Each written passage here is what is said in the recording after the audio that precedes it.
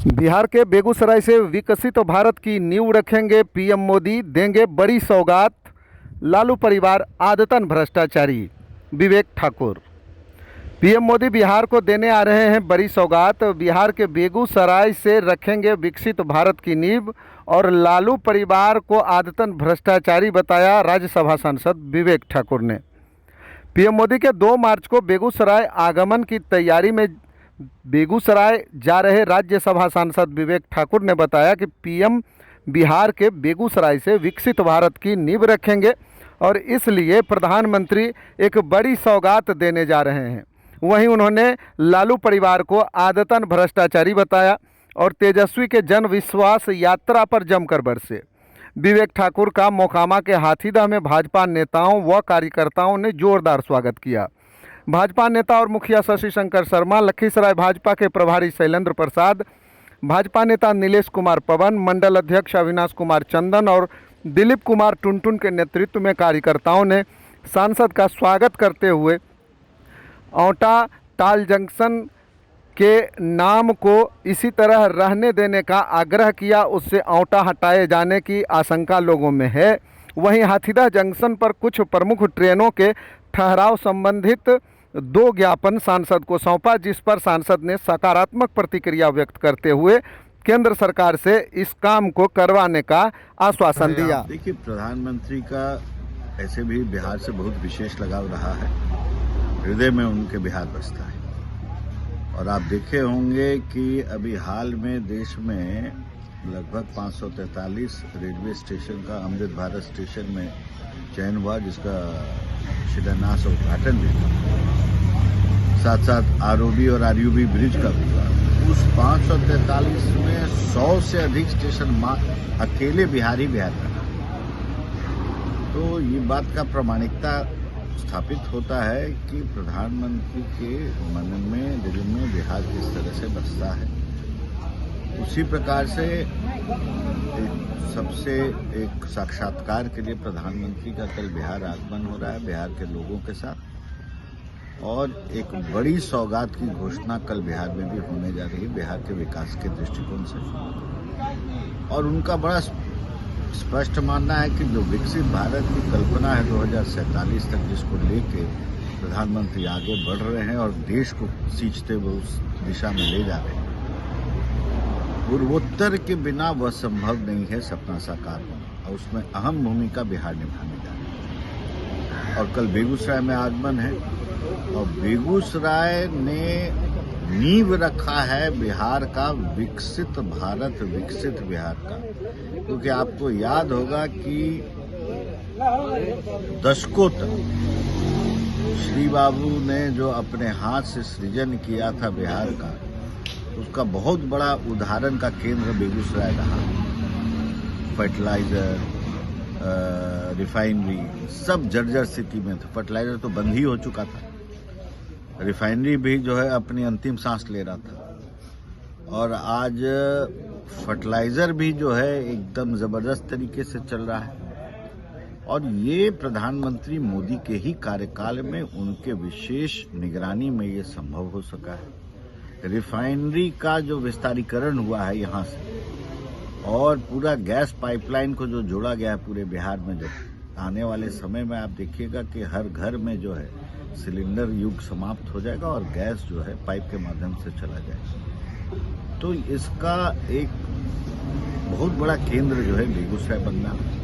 उसी क्रम में कल उनका यहाँ भी आगमन है। औरंगाबाद है, औरंगाबाद में कई माइंस की डिस्कवरी हुई, भागलपुर में हुआ है। तो ये सब जो अगले चरण में प्रधानमंत्री ने कहा है कि विकसित भारत की जो यात्रा शुरू हो चुकी है, उसको नए मुकाम पे जो ले जाना है अपने तीसरे कार्यकाल में, उसका रोड मैप और नींव बोने का काम है जो बिहार के लोगों के साथ और उनको देने के लिए प्रधानमंत्री का कल आगमन है। सर, अभी स्थानीय लोगों ने हाथीदह स्टेशन पर कुछ ट्रेन के स्टॉपेज की मांग की है और औटा में नाम को लेकर इशू है, नाम में कुछ चेंजिंग अभी जो ज्ञापन मिला है, क्या किया जाना है उसमें? नहीं, अभी तो लोगों ने अवगत कराया है कि औटा और टाल का जो है मिला के नाम जो है उस स्टेशन का रखा जाए। एक जगह नाम का विषय और हाथीदह में है ट्रेन का रुक रुकाव का विषय है।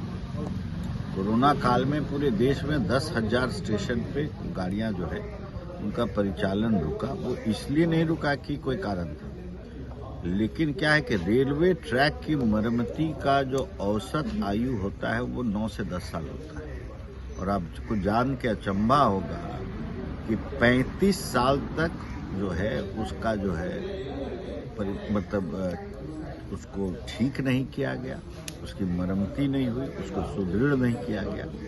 जो कोरोना काल में काम प्रधानमंत्री मोदी ने संपूर्ण देश का किया। उस क्रम में कई स्टेशन पे रुके भी हैं। एक रेवेन्यू का भी मॉडल होता है रेलवे का, वो भी देखा जाता है। तो कई पहलू को देख के, कई बिंदु को देख के कई जगह स्टेशन पे चालू भी हो गया है और कई जगह जो है अभी ये विचाराधीन है। अब ये देखना पड़ेगा कि हाथीदह जो है उस किस सूची में आता है। जिस तरह से लोगों की मांग है कि ट्रेन का, क्योंकि पंडारक में भी गाड़ियां नहीं रुकती थी, रुकने लगे यहाँ पर। आप आगे बढ़िएगा तो वहाँ पे मसूदन है, अभयपुर है, आप और आगे अभी डुमरी का जो है अभी वहाँ पर है जो पारित हुआ है। तो इतने जगहों का तो मैं इसलिए जानता हूँ कि बढ़ैया का है ये, क्योंकि हमें लोगों ने बताया और हमने ही इसकी सिफारिश की। तो 5 स्टेशन तो यहाँ पर इर्द गिर्द में ही जो है जो कि स्वीकृत हो गया, रुकने भी लगा। रामपुर है, कई ऐसे हैं। तो यहाँ के लोग आशा रखें कि इन दोनों स्टेशनों का भी जो ज्ञापन मिला है। अब देखिए, मेरा टेबल साफ रहता है, एक कागज मेरे टेबल पे आपको नहीं मिलेगा। संपूर्ण बिहार से लोग आते हैं और जो जहाँ बोलता है, जो जनहित की जितनी बात होती है, वो भारत में जो उचित स्थान है वहाँ पर मैं लेके जनता के दृष्टिकोण से जाता हूँ।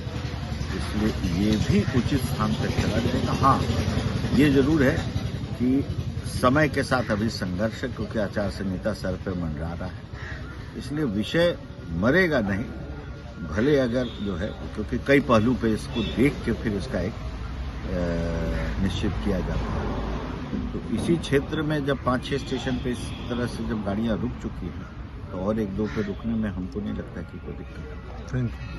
कि 3 मार्च को रैली है, जन विश्वास रैली, उस पर आपकी क्या प्रतिक्रिया है? देखिए, क्या है कि जन विश्वास रैली, जनता का विश्वास है।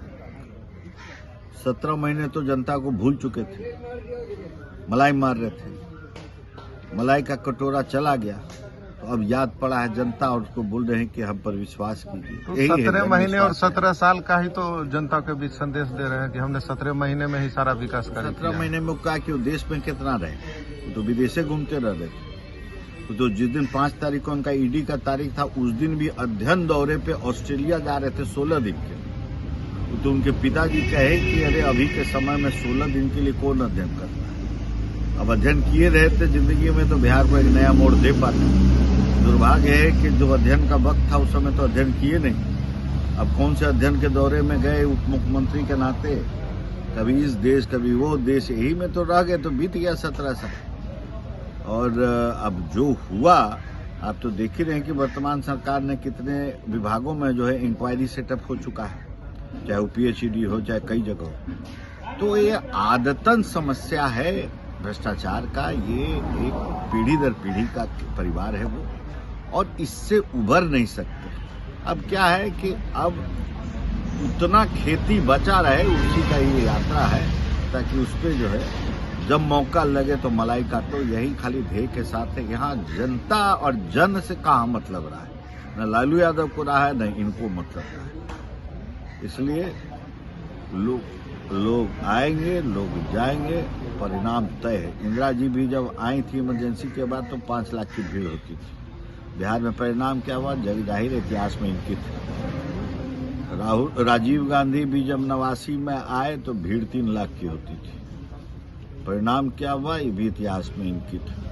वही इतिहास हुआ है, दोबारा आपको देखने को मिलेगा। प्रचंड बहुमत से बिहार की जनता नरेंद्र मोदी को फिर भारत का प्रधानमंत्री बनाने जा रही है, और इंडी गठबंधन का यहाँ पर सुपड़ा सा